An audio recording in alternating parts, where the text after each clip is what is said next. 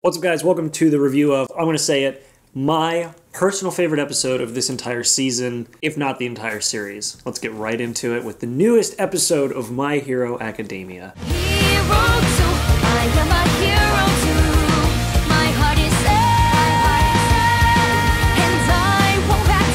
So obviously we pick up where the fight ended between Gentle and Deku, and with Gentle having been defeated, he's trying at this point to sort of soften the blow to what will happen to Labrava. He wants to take it all upon himself. He wants to say that it was just him, his doing, nothing else, no other students. Hound Dog, of course, immediately sniffs out that Deku was there, or another student. He wasn't sure which one. But with that, Deku sort of comes back, and we have this really interesting sort of change in Gentle in a way, which is sort of playing into what I was saying earlier. So in the review of the last episode, I had said that I feel like Gentle was definitely sort of the combat of the mind sort of battle for Deku, whereas normally they've just been sheer strength. And it was kind of interesting because Deku did point out that with the mentality that Gentle had, and how they were very similar, especially considering Gentle was a hero course dropout, he had kind of got the whole understanding of they had very similar thoughts, and Deku could have very well ended up like that, but instead he actually got to the right path. And it's very much a sense of, you know, taking the wrong path versus taking the right path, which is the difference between Gentle and Deku. But by the end of the fight, with everything that Deku had said, it definitely seems to have affected Gentle, because he even points out that up to that point he had sort of seemed to have been doing everything for himself. And with him doing everything for himself, he now, after being defeated, sort of shows what's left, which is him caring for another person, in this case Labrava. He even goes as far to say that Labrava is, needs to be pardoned. He doesn't want her to take the blame, even though she is, very much an accomplice. He doesn't want her to be blamed. He says that his biggest crime was brainwashing and, kidnapping and brainwashing an innocent girl, which we discover later. The police were obviously able to check and see that that was actually not the case. Now, while this is happening, Ectoplasm does recognize Gentle, says he's a video streamer who's been posting these videos of him committing crimes, and Deku shows up and doesn't fully go into detail, barely at all goes into detail about what had happened. Deku said, everything's fine. I found out he was going to be playing a prank on UA. We had a small disagreement. Everything's fine now. And that was enough to have Ectoplasm and Hound Dog sort of not take this as a very serious threat. Snipe calls in and asks them what's going on. And Hound Dog says he doesn't understand what's going on. It's some video streamer who wants to turn himself in. It's not an emergency. And so because of that, the school event, the school festival, gets to continue. And Deku's goals, Deku's dreams, everybody else's dreams that were involved in this episode get to continue, because the school festival will not be canceled now that Gentle has been stopped. And with Gentle being defeated and now being taken to the police station, he kind of had a turn of heart, a change of heart, because we see that he understands, even though he's in no position to say this, he hopes that the feelings that Deku wants to convey reach the people that he wants them to reach. And that is amazing. He's such an interesting character, and we'll see at the very end of this episode how potentially he could become an even more interesting character in the near future, or maybe in the far future. I'm not sure yet. But anyway, yeah. So the fight ends, and the school festival gets to continue. It's all great. Now, once Gentle is taken away, Ectoplasm points out that All Might was very worried about Deku. We see that All Might actually called Deku so many times because Deku left without his cell phone. And remember how I was saying I don't think Deku has his bag anymore? Well, he doesn't. He left it. And Ectoplasm saying, it should only take 5 or 6 minutes to run to the school from here. And Deku's like, no, I have to run back and get the bag because I left it. And the older gentleman who runs the tea shop actually had the bag for Deku and the cane and the cape that Gentle was using. And with that, Deku manages to make it back. And everybody's sort of freaking out. They're like, where's Deku? Why is he taking so long? All Might's worried because with All Might, he's very, protective of Deku, but also he lets loose sort of the whole, hey, Deku's not back yet. But Aizawa says, well, the show hasn't started yet. And we see All Might sort of like covering his mouth because he realizes he said that. And this whole thing is to try to make Aries' day, sort of clear that dark past from her. And it's sort of not great when she's worried that Deku won't perform, and All Might's sort of reinforcing that. So he realized his mistake immediately. So Deku is showing up at the very last minute, and this is where, once he actually does kind of get himself cleaned up, because he had time to get himself cleaned up a little bit and show up on time. They're being very loud upstairs. But with him showing up at the very last minute, this is where sort of the tension rises, because I thought that it was like they were going to perform at 9, but the event starts at 9, and the performance actually starts at 10, so he had more time than I thought. But he does finally show up just in time, and Aizawa points out that because of the mentality that a lot of students have, all the students thinking that the reason why UA is in the condition it is because of Class 1A, they are not watching this to enjoy, they're watching this to be as critical as possible, especially the dude with the pompadour and the one kid, the one girl with him. However, this is easily the best moment for me in the entire series. Yeah, Yutaka Nakamura animating the fight between Overhaul and Deku was incredible. Yeah, seeing Mirio fighting as hard as he could against Overhaul was awesome. Seeing all of these moments with the League of Villains, seeing all these moments with all these other characters fighting their hardest with this incredible animation, yeah, that was great. But this just goes to show that when it comes to telling a story, it doesn't take incredible animation. It takes the writing, the heart, the emotion, the acting, all of these things,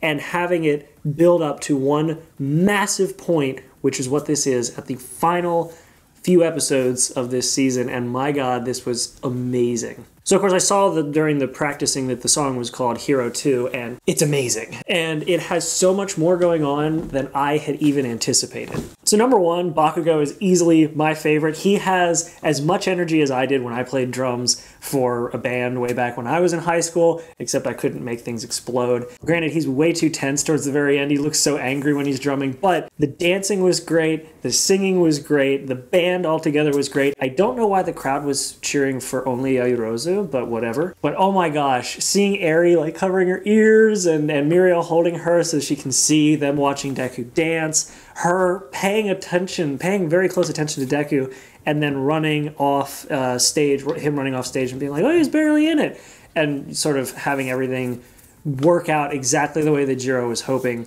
Just that made my day watching this. What was probably the second highlight for me in this entire moment was seeing all of the stuff going on with all of the characters coming together and seeing the backstory, not the backstory, but seeing the conflict that poor Jiro had when she decided that she wanted to become a hero instead of a musician. She didn't want everything she had been taught by her parents to go to waste. But even with that, she still was encouraged by her parents to say, do whatever you want. And having this moment for her to shine, technically Aoyama shined, but she shined as well. But having them shine like this, her especially, was amazing because she put her talent to work in a way where even though people were distraught, even though people were kind of judging them, stressed out, worried about what was going on at the school and thinking that it was all Class 1A's fault, she was able to, as a hero, show through music how they want to kind of share their love, share their encouragement, share their talent and abilities with everybody is incredible. And seeing that finale, oh my God, Eri smiling at the highlight of the song and everybody dab dancing, which was kind of funny, but seeing Eri not just smile, but we see her being freed from the shadows of her past. We literally see the covering of Overhaul being torn away, and she smiled. And I've watched this episode 4 times now, almost 5. This doesn't count as 5, but almost 5 times at this point, 4 total. And even with that, just seeing that moment, not just because Eri is smiling, because that is incredible, especially considering that she originally didn't know how to smile, but seeing her smile and knowing all the people who have sacrificed for her, all the people who went through hell, Deku changing the future of what Sir Night-Eye saw, Mirio losing his powers, and having Sir Night-Eye die to save this one girl. And not only was her smile enough to warm your heart, but seeing Mirio like broken up and just smiling with tears of joy, like I'm getting broken up and teary-eyed just thinking about it, because it's such an incredible scene, and just, oh man, it was incredible, and it was so worth the build up for this entire time, seeing everything pay off. I love it.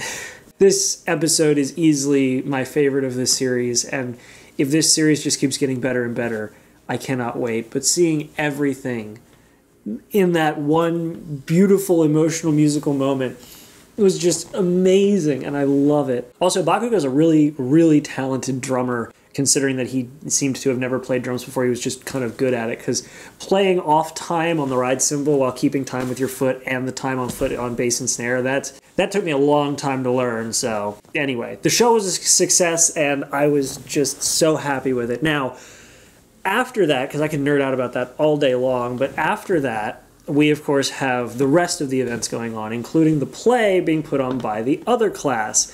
And they combined Lord of the Rings, Romeo and Juliet, Star Wars. Like, it was unique, I'll just put it that way. And even the students who watched it said there was too much crammed in, which I find hilarious, because especially with I forget the class's name, is it something B, 1B, or whatever the other class is, with them especially having an inferiority complex to 1A, having 1A have such a massive success with their show, and then having this poor play sort of be as weird as it was. Like, students seemed to like it, but still, it was just almost too much. Now, even though Deku did keep the show from getting canceled and the entire event from getting canceled, he did still take a scolding from All Might and Hound Dog, especially considering that Hound Dog was saying, like, we have things we need to protect too. If you're going to fight, you need to rely on us. And my favorite thing is he's just like, what do you look so glum for? If it is going to continue, since you kept the show, since this event's going to continue, go enjoy it. And then he grabs and shakes All Might, because he was clearly very angry, especially with All Might, which was funny. And when the show is done and everybody's cleaning up and everything, we have Eri just spilling out her excitement to Deku, and Deku just tearing up because he hadn't seen her smile for the first time with the show. He gets to see it afterwards as she's just like gushing with thrill and excitement. And it's just a beautiful moment. And her smile, the only thing that tops seeing her smile for the first time is one moment at the very end, which I'll get to in a minute. But man, oh man. And of course, then they have to clean up the show. They have to clean up the ice, get everything melted away. And we now have the students who are judging them critically fully admitting that they really did enjoy the show, and Bakugo just giving him a glare, and they're like, we're so sorry. And with everything going on, with everything that they were trying to convey, with Class 1A trying to convey, Ida is saying that he wants to convey it, and the students were like, it's fine, we get it, and we're going to share it with everybody who wasn't here and let them know what you've been trying to accomplish. And because of that, well, number one, they're all very grateful, but on top of that, Bakugo's just like, who didn't see the show? Bring him in here! It's like, I love it. And Bakugo is just, he's easily now one of my favorite characters after seeing him drum. I know, I'm a shallow person like that, but drummers for life, man. Drummer brothers, let's do it. Now, of course, after this whole amazing show, we have Mineta all on edge. And why is he on edge? Because he wants to get good seats at the beauty pageant. And the first person up is Kendo, who shows off incredibly well-done martial arts skills in a dress. Okay. Then we have the other girl, Bibimi, in her giant mech head thing. Like, if that was the beauty pageant show-off, you know what? I don't know what people are into. As Fat Gum said, different strokes for different folks. Whatever. But then we have Nejire, and oh my god, like, just the simplicity, the genuine nature of her performance and all of that. It was just so cool, because the character arcs, not so much arcs, the character interactions, especially with the character voice actors, they convey genuine feelings with these characters so incredibly well that, like, it's easy to buy into how these characters are feeling and acting, and it's just incredible. And so her performance was just amazing. She was very just she awestruck the crowd, which was great. And the other thing that was kind of funny was at the very end, they, of course, the rest of Class 1A are planning to do other things in the events. There's the obstacle course that Bakugo was, well, Bakugo wasn't saying anything, but they went to the obstacle course. They had Uraraka wanting crepes with Tsuya. Oh my gosh, having Mirio, Deku, and Eri spending the rest of the day together, just seeing them enjoying their time, it was incredible. Also seeing Todoroki and Ida in the little cutout thing, oh my gosh, that was so funny. We also get to see Hatsume show off her giant robot, which actually went out pretty well. We have the winner of the beauty pageant, which was Nezure. She won it.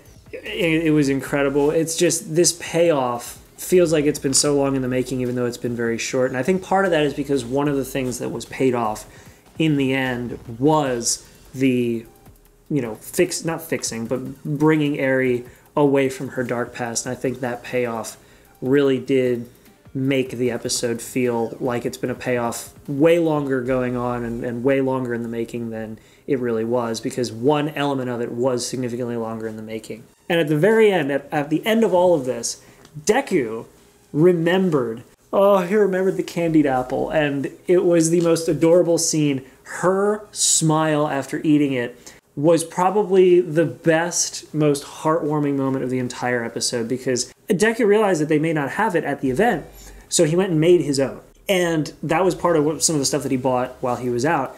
And there's a chance that this right here, this is just precious. Oh my god, it's so precious. And so with that, Aizawa says they're probably going to be able to see her again, so that won't be a problem. And it just ended on such a beautiful note for the students. But there's another beautiful note to end on for another character. So after the credits roll, we see that Labrava and Gentle have both been brought in to be questioned at the police station.